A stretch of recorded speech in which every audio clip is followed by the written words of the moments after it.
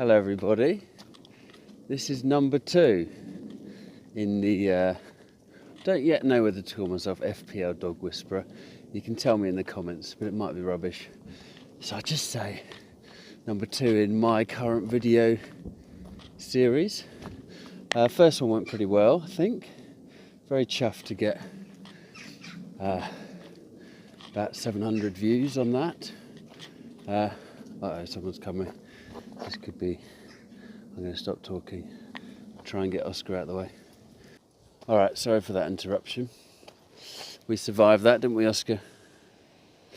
Now, they're on the lead just now because about a year ago we were walking past here and they ran into one of these gardens and chased a cat and very almost got into a fight about it. Some charming people. So we would now go through this bit on the lead. Apologies for the wind. This is what happens when you record a video in Glasgow, outside. It's an insane plan. So, what we're going to do this time? Well, the confusing thing is, because I have to do this on the weekend, it's we haven't had the game week yet, game week 24, but I'm going to do it prior to that game week and then maybe try and add a quick bit in at the end once that game week's finished. But really I want to do a couple of bits about, a couple more bits about strategy. Won't do it as long as last time, we'll just do a couple of bits I've noticed.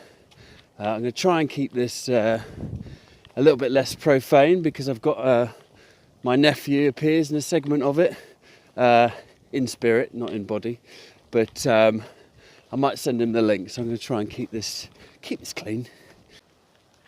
Right, I listened back to a bit of that and the wind is terrible, so apologies for that. So I'm kind of hiding in this little tree kind of alcove, but I'm still out here in the country, I'm not just at the end of my garden. It's now started raining. Oh dear, oh dear.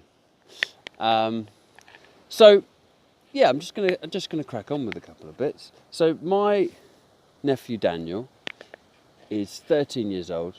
He's going to tell me he's 14, isn't he? 13 or 14, and he has been doing remarkably well. He's 2 in our mini league. I'm 1, but he's been catching me up. He was a couple of game weeks ago. I haven't checked recently, but he was 65,000th in the world, which I think, you know, is a fairly decent score. For a lot of us would like that ranking. And he just plays with his gut, plays how he wants to play. So I thought that might be a useful thing to just kind of give a few insights from Daniel, just to show that you don't have to overthink and pore over every element. You can play like a boy in spirit and still do quite well at this game. So I thought I'd share a couple of insights from Daniel. I thought some of it might be interesting for us, you know, slightly longer in the tooth, slightly more kind of embittered, embattled types. Okay, I think I've found the perfect place to hide underneath this fallen tree here, hide from the wind. No one's looking for me. Okay, so hunkered down beneath the tree. Daniel, my nephew, tell us your secrets. So first question, Daniel, what is your strategy for FPL? Daniel. I feel like I just go with the flow. And I don't really think too deeply about it because at the end of the day, it is mostly luck. How dare he? All skill. Number 2, what do you base decisions to transfer players on? I like to keep up with the results of the games and who's getting assists and goals, and if I notice someone's doing well, I will transfer him in. I mean, it's kind of beautifully simple, isn't it? Yeah, that makes a hell of a lot of sense. I see you like to have a strong defence. What's your reasoning behind that? There's honestly not that much reasoning behind it for me. I just prioritise defence over anything else because they're rarely overpriced defenders, whereas overpriced midfielders and attackers aren't that hard to find. For example, Jamie Vardy is not worth 8 to 9 million. Harsh words for Jamie Vardy. I'm sure many would debate that, but I think it's an arguable point to make. And this was transcribed from our conversation. What's your strategy for blank and double game weeks? What did you say? But he does know. I'm kidding. He does know what they are. He says, I like to keep the boosts, free hit, bench boost, and as many players as have 2 games as possible. So I said, do you know when they are? He said, I don't. And then lastly, how do you choose who to captain? I usually look at who they're playing. If they're playing Huddersfield or Cardiff, so he looks at fixtures. I'm just going to summarise slightly because I've mangled this a bit. He looks at fixtures, but he does make quite a good point that if you're playing a team who are going to just sit back, like a Huddersfield or a Cardiff, and might play 5 at the back, that can be a risk for a low-scoring game. So he likes to captain players from big teams who are playing teams that might come out and try and win it, like a Bournemouth, Watford, or he says Palace, maybe giving them a little bit too much credit. But no, to be fair, they've had some results recently. So I think this is brilliant. I hope you guys get something out of this. I mean, it's just a bit of a riff on quite a simple truism that we can overthink this bastard. Sorry about language. Now, the other thing I promised I would do is show you all a bit more dog action.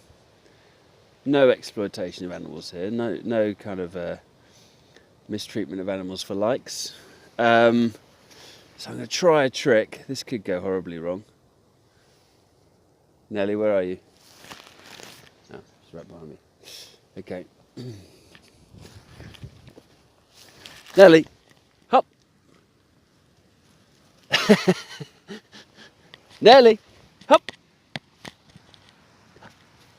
Nelly, look, and look, out you go. Nelly, and hop. That's it, girl. That's it. Have the ball. No, that's good, got it.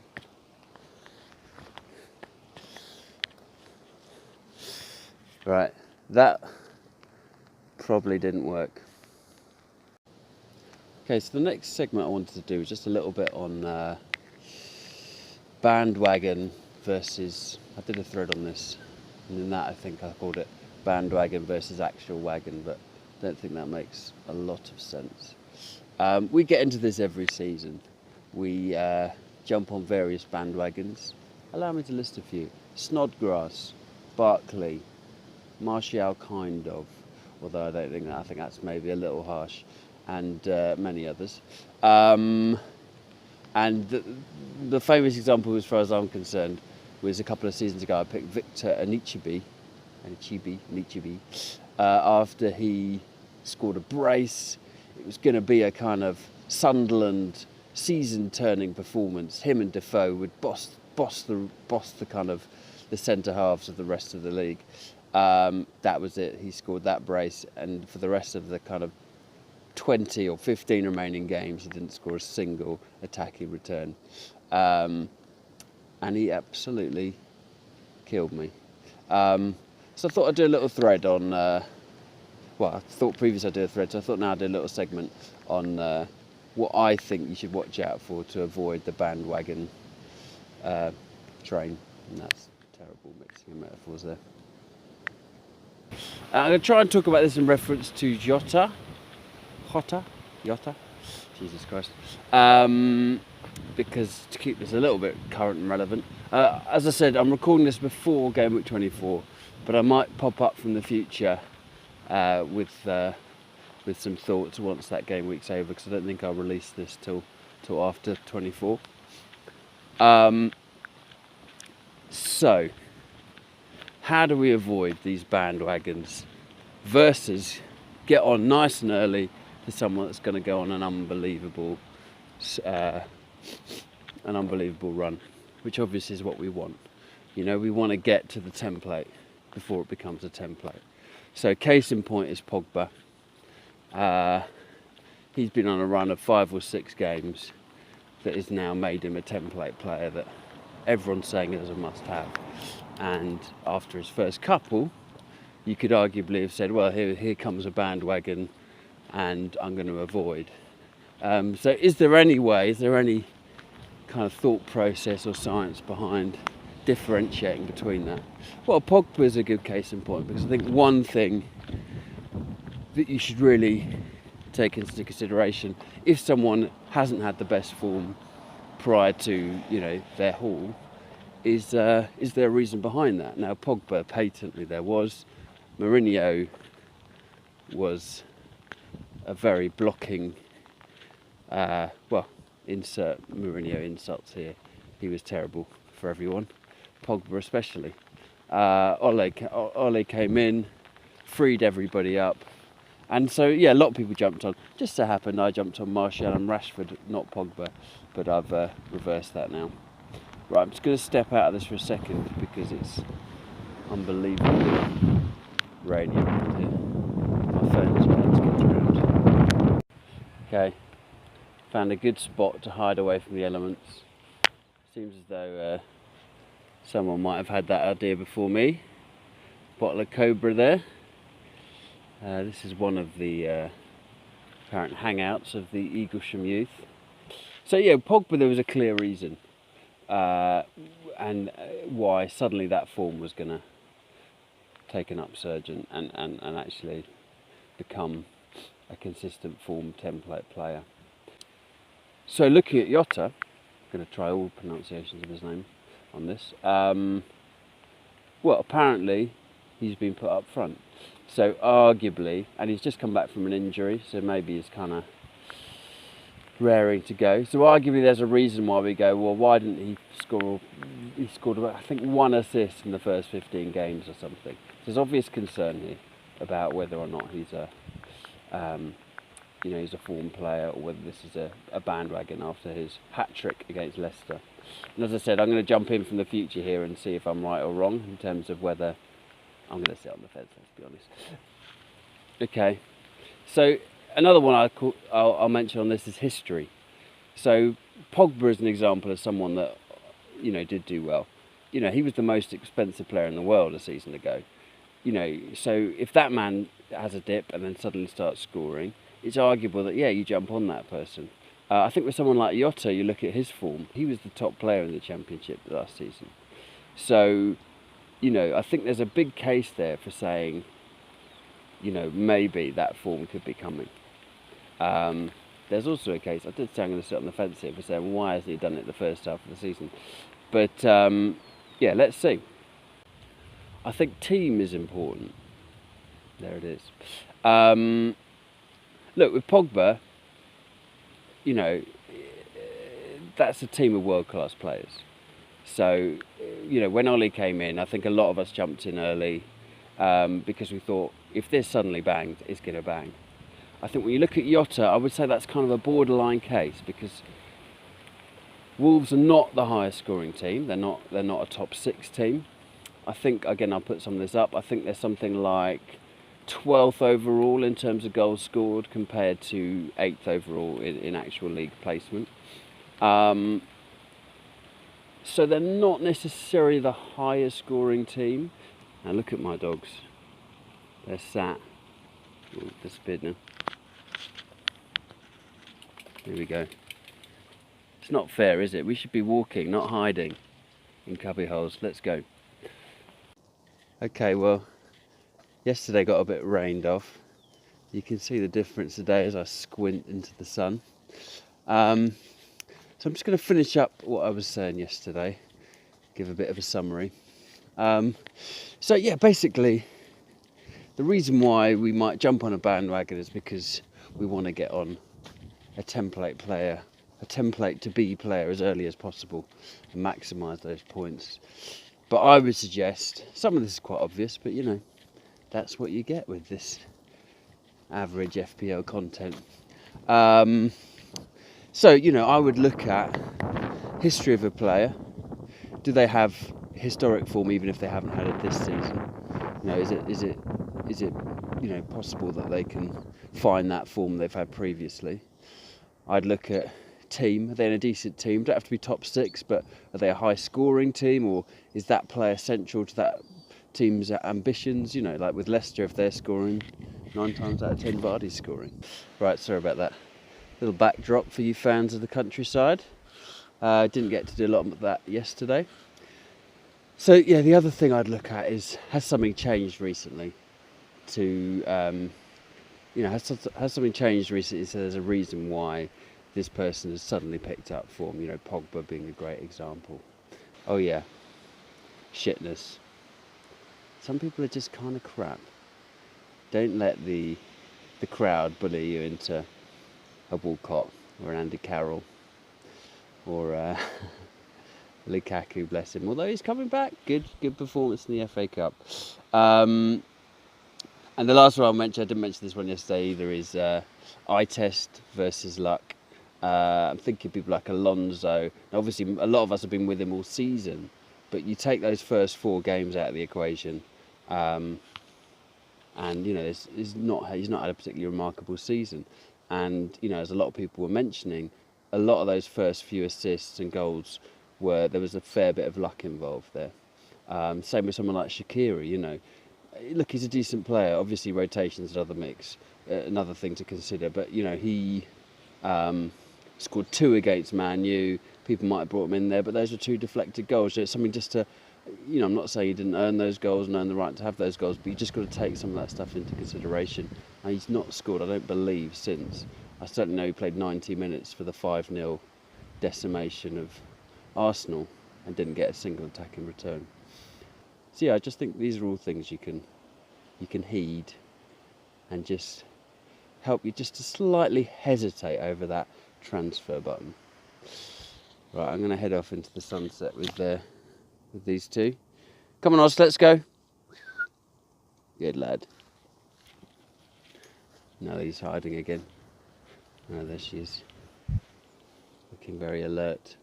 Right, Nelly, should we go do something a bit more interesting than standing here talking to FPL people?